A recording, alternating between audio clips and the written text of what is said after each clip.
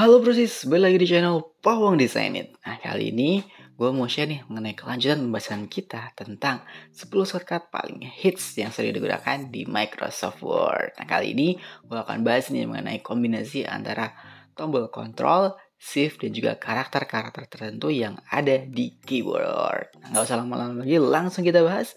Namun sebelumnya, bantu gue support channel ini dengan cara like, comment, share, and subscribe channelnya. Oke, nggak usah lama-lama lagi, langsung kita bahas. Kuy.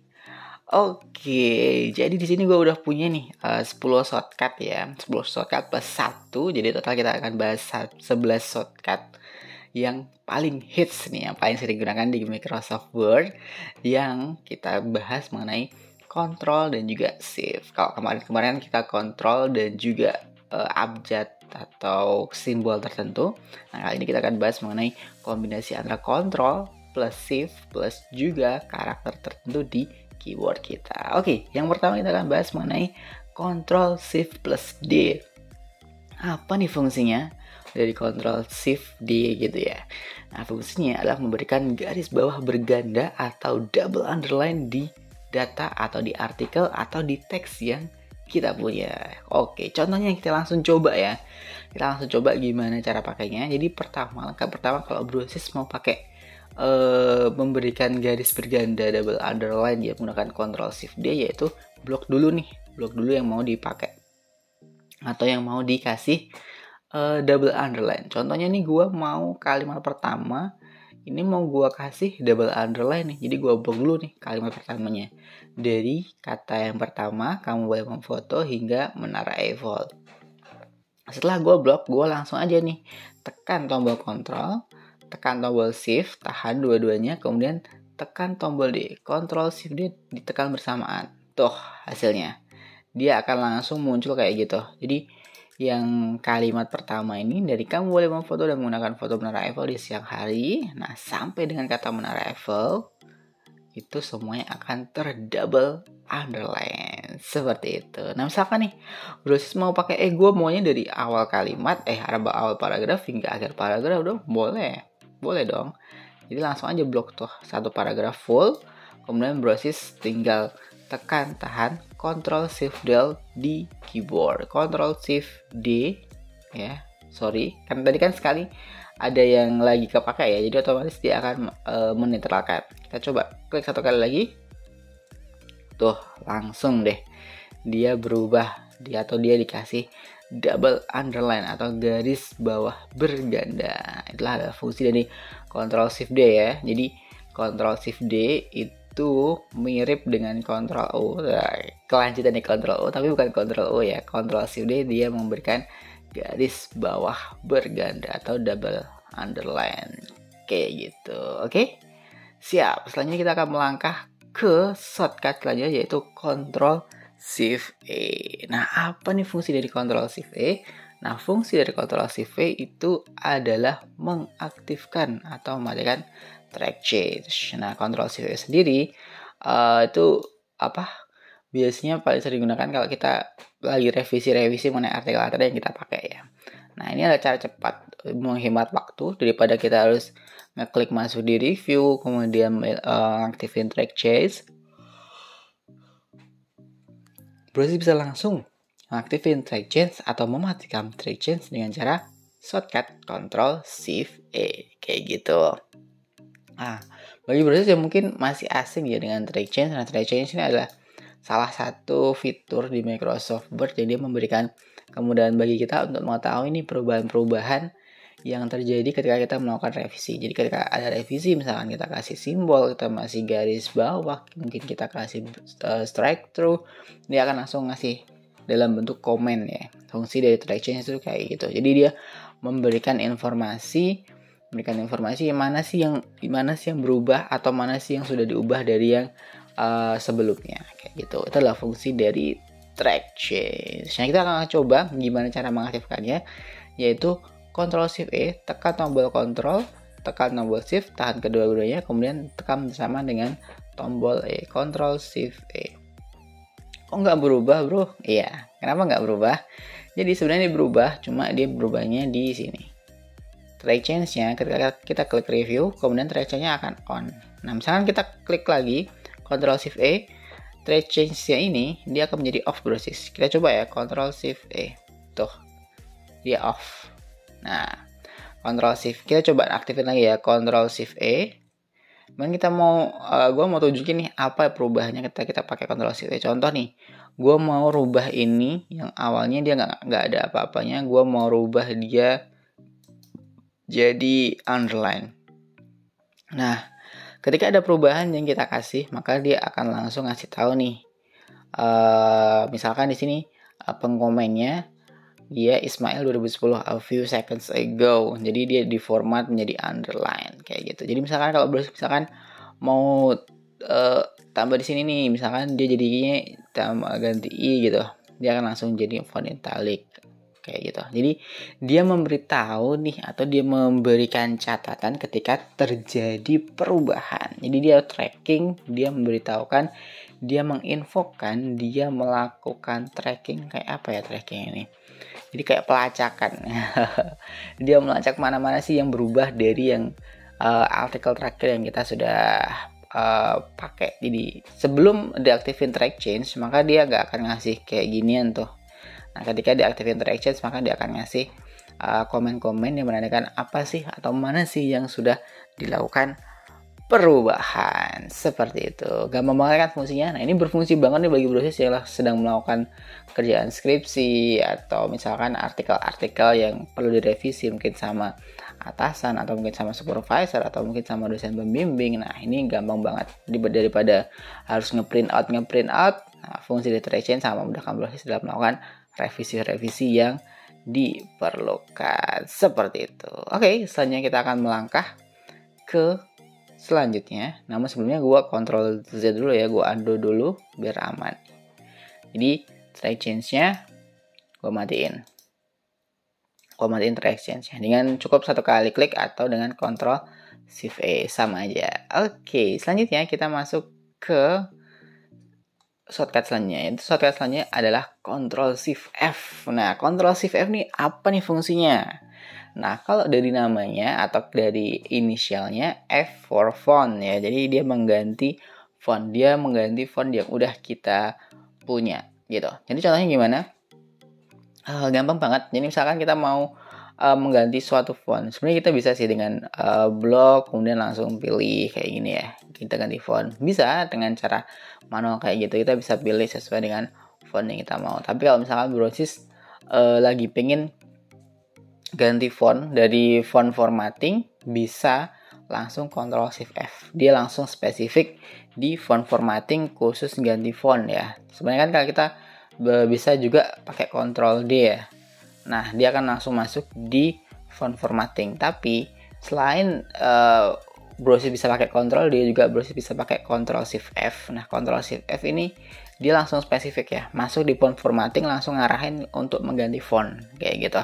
Kalau Ctrl D dia kan bervariasi ya, dia nggak langsung nunjukin mau mana nih yang diganti atau mana nih yang dirubah. Tapi kalau browser pakai Ctrl Shift F, dia akan langsung spesifik mengganti fontnya. Contoh nih gue blok dari sini ya, di kalimat pertama gue mau ganti fontnya jadi font lain. Jadi gue tekan tombol Ctrl, tombol Shift, dan juga tombol F secara bersamaan. Ctrl Shift, kemudian huruf F.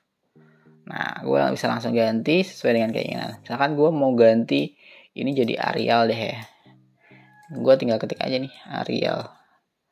Nah, ini langsung bisa diganti. Arial Black kah, atau Arial doang, bisa, terserah. Tinggal di OK dan langsung berubah sesuai dengan kebutuhan kayak gitu. Nah, ini salah satu shortcut yang bisa membantu brosis untuk mempercepat kinerja brosis dalam melakukan pengetikan ya, atau mengganti font dan lain sebagainya kayak gitu. Ctrl Shift F dia berfungsi untuk mengganti font seperti itu. Oke, selanjutnya kita akan melangkah ke pembahasan kontrolnya yang lain. Nah, itu ada namanya Ctrl Shift H.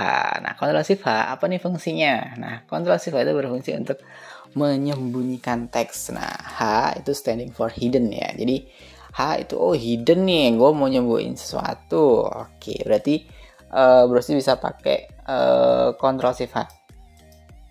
Dia berfungsi banget, misalkan Bruce mau menyembunyikan sesuatu, tapi nggak mau menghapusnya nih, gitu. Jadi kalau misalkan Bruce mau menghapus kan beda. Jadi antara menghidden dengan menghapus, delete, atau mengcut, memotong atau cut itu beda ya.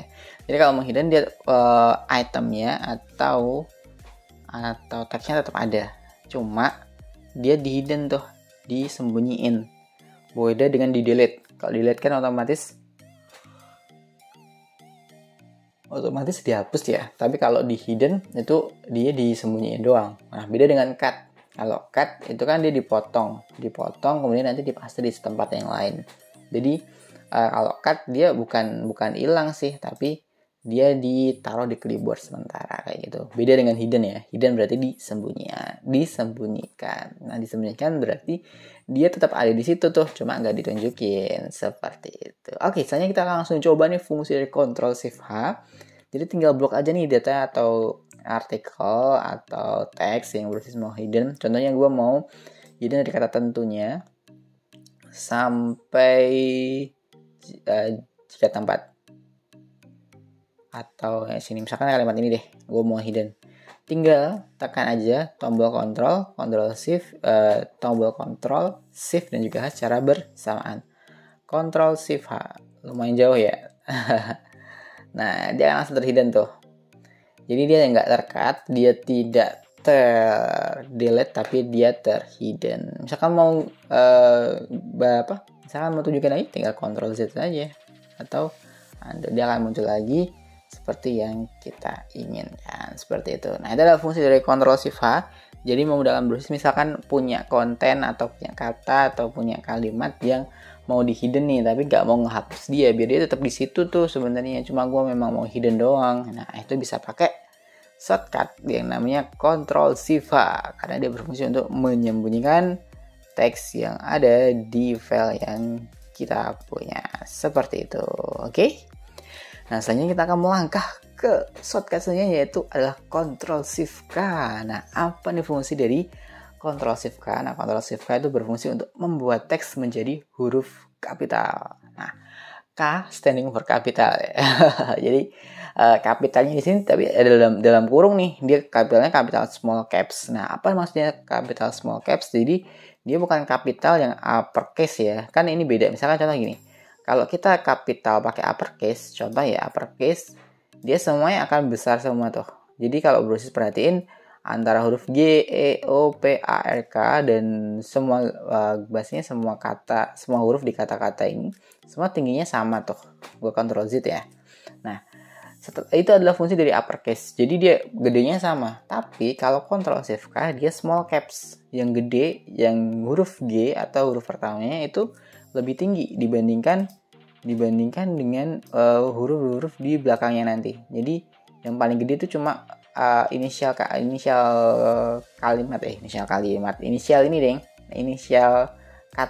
seperti itu. Jadi Ctrl Shift K dia memang membuat teks menjadi huruf kapital tapi dalam tanda kurung. Gua kasih kurung penjelasan di sini, dia berfungsi dia kapitalnya itu kapital small caps ya. Kita langsung coba. Misalkan gue mau blok semuanya nih, gue mau gedein semua, gue mau kasih dia caps semua, cuma dia nanti small caps, jadi gue pakainya Ctrl Shift K. Jadi tinggal aja tekan tombol Ctrl, tombol Shift dan tombol K secara bersamaan. Ctrl Shift kemudian K. Tuh beda ya. Kalau harus perhatiin, huruf G itu lebih tinggi dibandingkan E, O, P, A, R, K. Nah, tapi E, O, P, A, R, K ini dia tingginya sama tuh. Tapi tidak lebih tinggi dari huruf G atau huruf inisialnya. Sama juga dengan kata Rinjani. Huruf R-nya itu lebih tinggi dibandingkan huruf I-N-J-A-N-I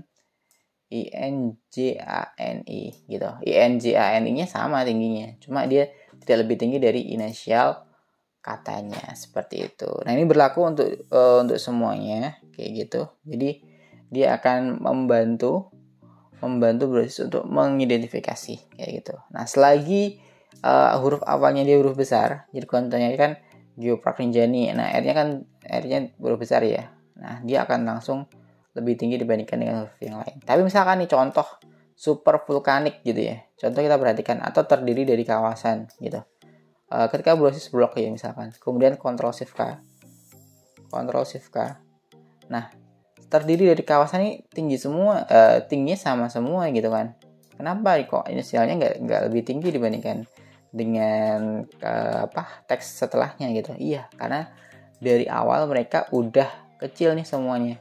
Terdiri di kawasan keanekaragaman hayati. Kalau kita Ctrl Z ya, di teks awalnya mereka kecil semua tuh, kecil semua ya. Jadi makanya mereka hurufnya juga kecil semua. Maksudnya nggak lebih tinggi dibandingkan, maksudnya huruf inisialnya nggak lebih tinggi dibandingkan dengan kata-kata atau teks-teks selanjutnya kayak gitu. Jadi yang gede itu beda kayak gini. Kita coba Geopark, huruf G, R itu lebih tinggi dibandingkan dengan sisa kata di kata-kata tersebut karena di awalnya memang sudah caps lock kayak gitu, udah uppercase, udah huruf besar. Kita coba satu kali lagi, Ctrl Shift K. Sorry, tuh itu ya. Jadi bedanya antara penggunaan huruf caps yang asli dengan ketika kita pakai Ctrl Shift K. UGG pun dia besarnya akan sama semua tuh, karena memang semuanya dari awal udah gede semua. Seperti itu. Itu adalah fungsi dari Ctrl Shift K ya. Jadi membuat teks menjadi huruf kapital, namun dalam tanda kurung dia berfungsi sebagai small caps, bukan uppercase. Seperti itu. Oke. Selanjutnya kita akan melangkah ke Ctrl Shift L. Nah, apa nih fungsi dari Ctrl Shift L? Nah, Ctrl Shift L itu adalah berfungsi untuk membuat list. Nah, ini lebih spesifik ke bullet atau numbering ya. Jadi, ketika kita punya suatu data atau suatu kalimat atau suatu artikel nih, kita bisa bikin dia menjadi membuat list atau bullet numberingnya dengan mudah banget nih. Kita bisa langsung blok aja. Kemudian tekan Ctrl Shift L. Sebenarnya bisa sih pakai bullet numbering yang ada di sini gitu ya. Ada gitu.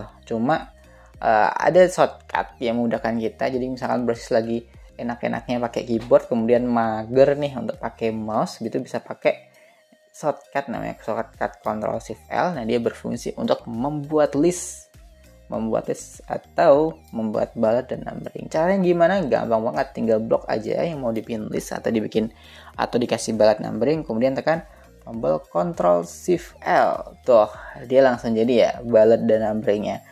Kalau mau nyeting selanjutnya bisa langsung pakai di bullet dan numberingnya seperti itu. Nah, ini adalah cara cepat agar browser bisa membuat bullet atau membuat list menggunakan shortcut. Jadi kalau mau bikin bullet atau shortcut atau numbering bisa pakai Ctrl Shift L. Nah, karena dia berfungsi untuk membuat list atau bullet dan juga numbering. Seperti itu. Mudah banget kan?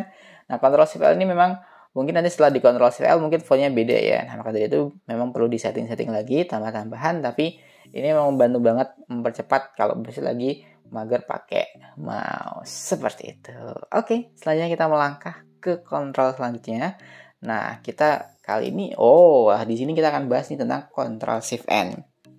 Biasanya kan kita udah ngeformat banyak, kemudian kita udah setting banyak nih mengenai artikel kita, entah itu fontnya, entah itu paragraf spasinya, atau mungkin pengaturan huruf dan lain sebagainya.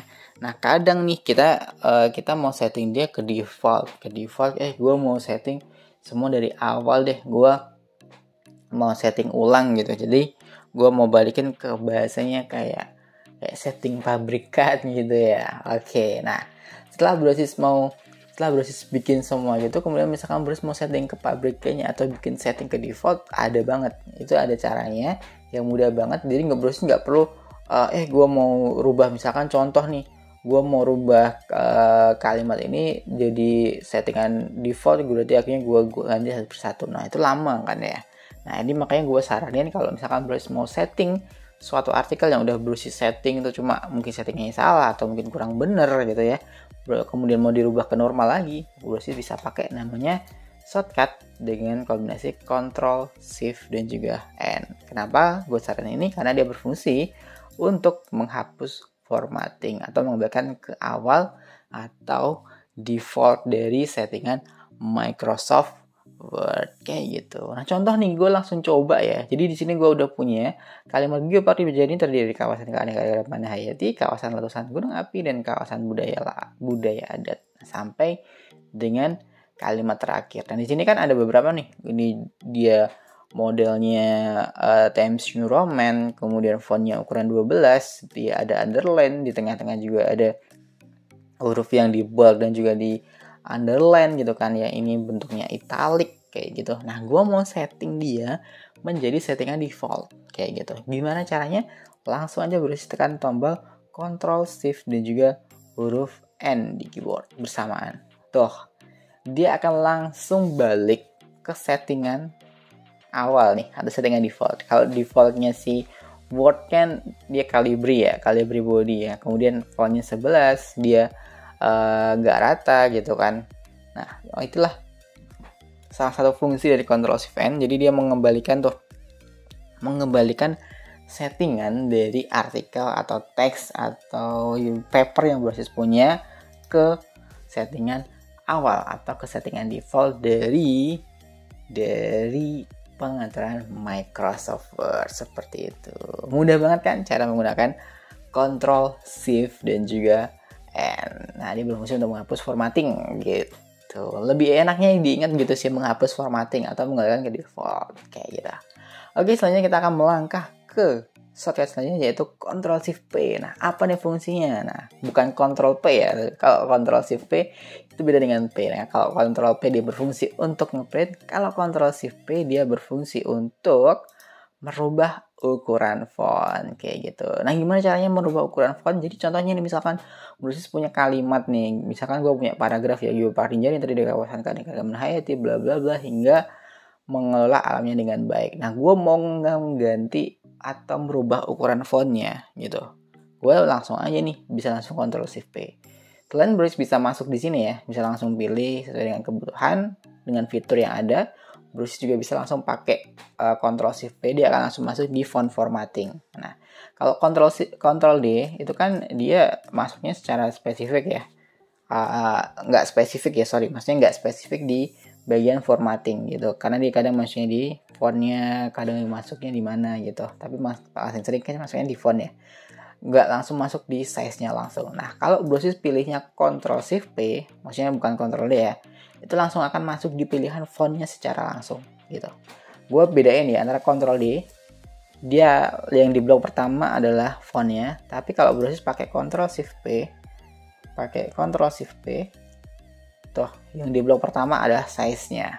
Kenapa? Karena ini spesifik untuk melakukan pergantian ukuran font kayak gitu. Jadi misalkan Brosys mau ganti ukuran font, langsung aja Ctrl Shift P kemudian pilih font. Misalkan gue punya fontnya 16 tuh, gue oke, dia langsung jadi 16 seperti itu. Jadi kalau misalkan mau merubah ukuran font, bisa langsung pakai Ctrl Shift P. Di font formatting dia akan langsung menuju ke bagian pergantian font. Langsung tuh ya, size-nya yang di blok, bukan fontnya lagi, seperti itu. Oke? Gampang banget, mudah banget untuk menggunakan Ctrl Shift P. Oke, selanjutnya kita melangkah ke shortcut selanjutnya, yaitu Ctrl Shift Key. Nah, Ctrl Shift Key ini unik nih menurut gua. Nah, Ctrl Shift Key ini dia berfungsi, jadi Ctrl Shift Key dia ini berfungsi untuk mengganti huruf menjadi simbol tertentu gitu. Jadi kita punya huruf nih, misalkan Geopark Rinjani terjadi sampai dengan kata dengan baik kayak gitu. Nah, kita mau rubah dia menjadi simbol gitu, atau kita mau rubah dia menjadi sesuatu yang abstrak gitu. Bisa banget dengan cara Ctrl Shift Key. Contoh nih, gue mau rubah kalimat pertama dari Geopark Rinjani terjadi hingga kata adat di sini. Gue mau rubah dia menjadi simbol atau menjadi sesuatu yang abstrak, tapi dengan susunan kata atau kalimat yang sama. Nah, blok aja langsung. Yang mau dirubah menjadi simbol, nah tinggal tekan huruf Ctrl Shift Key, tuh dia akan langsung menjadi simbol kayak gitu. Jadi Geopark Rinjani, nah dia mungkin akan kelihatan abstrak ya, tapi sebenarnya dia konsepnya itu sama gitu kan. Geopark Rinjani terdiri dari kawasan keanekaragaman hayati. Nah sama gitu konsepnya, jadi konsepnya sama, cuma dia berubah jadi simbol gitu, jadi abstrak kan gitu. Nah ini bisa mungkin kalau Brosys lagi enkripsi data atau pengen datanya nggak dibaca sama orang lain, bisa langsung pakai Ctrl Shift Key. Itu bisa memudahkan Brosys dalam mengganti huruf menjadi simbol tertentu. Nah, itu untuk menjadi abstrak ya. Tapi misalkan memang Brosis mau rubah menjadi simbol tertentu ya monggo, silahkan, bisa banget pakai Ctrl Shift key. Tapi yang paling sering Ctrl Shift dipakai untuk merubah suatu tulisan, suatu huruf, suatu karakter menjadi simbol agar dia menjadi sesuatu yang abstrak dan estetik seperti itu. Oke, selanjutnya kita melangkah ke shortcut selanjutnya yaitu Ctrl Shift V. Nah, Ctrl Shift V dia berfungsi itu memberikan underline. Nah, di koma pasti tidak diberi underline gitu. Oh, gimana? Kalau biasanya ya, kita pakai misalkan gue blok di semuanya nih. Kemudian gue pakai underline. Nah, itu kan semua akan dikasih underline ya. Spasi pun dia kasih underline tuh. Nah, beda dengan penggunaan Ctrl Shift V. Nah, gue undo dulu ya. Nah, beda dengan penggunaan Ctrl Shift V. Kalau Ctrl Shift V, misalkan Brosis blok nih kalimatnya. Kan banyak spasi nih ya. Nah, kalau Ctrl Shift V, dia berfungsi untuk memberikan underline, tapi spasinya tidak diberi underline. Khusus spasi itu tidak diberi underline, cuma kata atau teks atau karakter stringnya doang yang dikasih underline. Nah, kita coba langsung pakai, kalau coba langsung lihat contohnya gimana ya. Misalkan gue punya paragraf dari Geopark sampai baik, gue mau pakai underline tapi nggak pakai spasinya. Spasinya gue mau tetap biarin aja deh, nggak usah dikasih underline, semua orang spasi kok. Oke. Bisa langsung pakai kombinasi tombol di keyboard yaitu Ctrl Shift V. Langsung tuh berubah ya. Kalau Brosis perbesar, gue kasih perbesar ya biar lebih kelihatan. Tuh.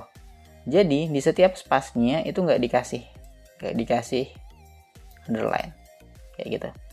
Contoh misalkan kasih spasi panjang gitu kan, tuh dia nggak kasih underline.